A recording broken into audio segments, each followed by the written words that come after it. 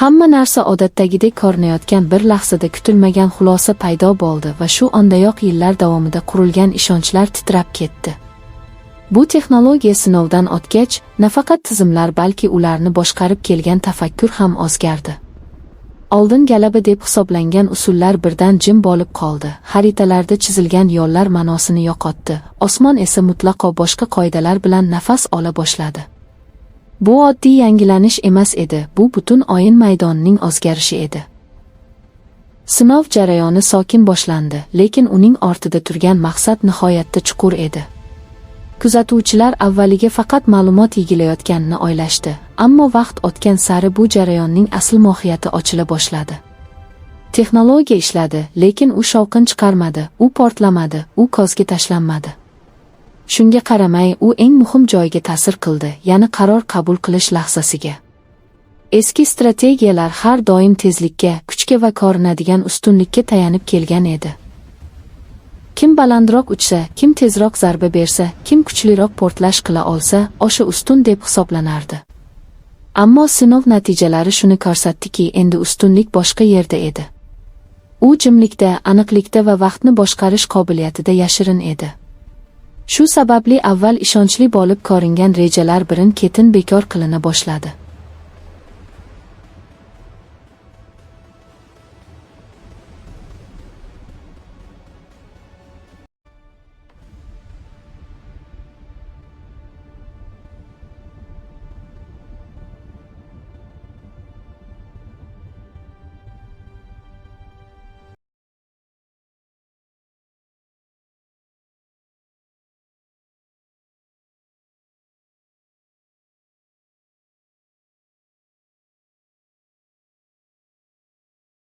Texnologiya o'zini ko'rsatgan lahzada mutaxassislar sukutga cho'mdi.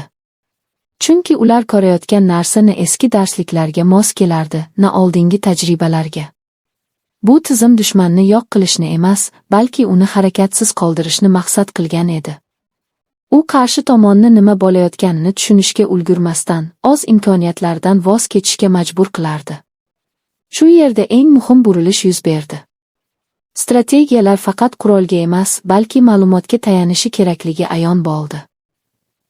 Kim ko'proq bilsa emas, kim to'g'ri vaqtda to'g'ri signal yuborsa, o'sha ustun bo'lib chiqdi. Bu texnologiya aynan shuni isbotladi. Sinovdan keyin ko'plab eski rejalar qog'ozda qolib ketdi, chunki ular yangi sharoitda ishlamasdi. Bu jarayon faqat texnik o'zgarish emas edi, bu fikrlashdagi inqilob edi.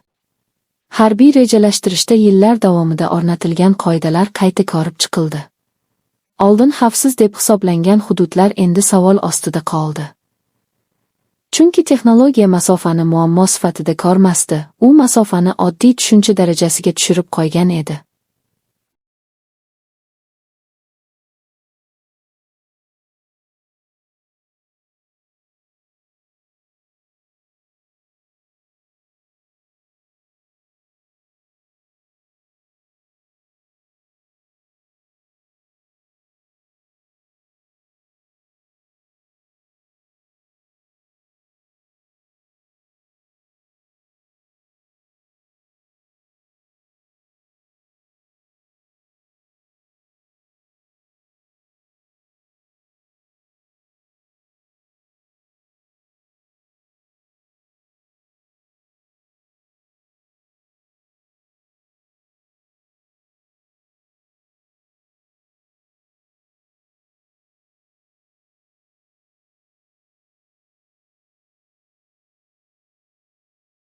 Sinovdan o'tgan texnologiya shuni ko'rsatdiki, kelajakdagi qarama-qarshiliklar endi ko'rinadigan to'qnashuvlar bilan boshlanmaydi.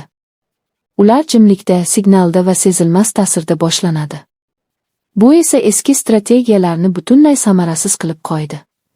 Chunki eski rejalarda dushman harakati aniq ko'rinadi, vaqt bor, javob berish imkoniyati mavjud edi. Yangi sharoitda esa bu imkoniyatlar juda qisqa yoki umuman yo'q bo'lib qoldi.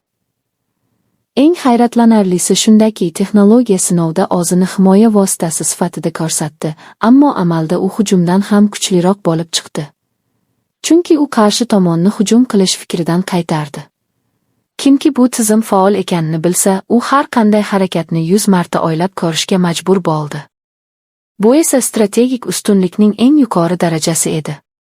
Shu sababli eski strategiyalar birin-ketin bekor qilindi. Ular oz vaqtida kuchli bo'lgan, lekin yangi sharoitda xavfli xatoga aylangan edi. Texnologiya sinovi shuni ko'rsatdiki, kelajakda g'alaba faqat qurol bilan emas, balki tafakkur bilan qo'lga kiritiladi. Kim o'z fikrini tezroq o'zgartira olsa, kim yangilikni tezroq qabul qilsa, o'sha ustun bo'ladi.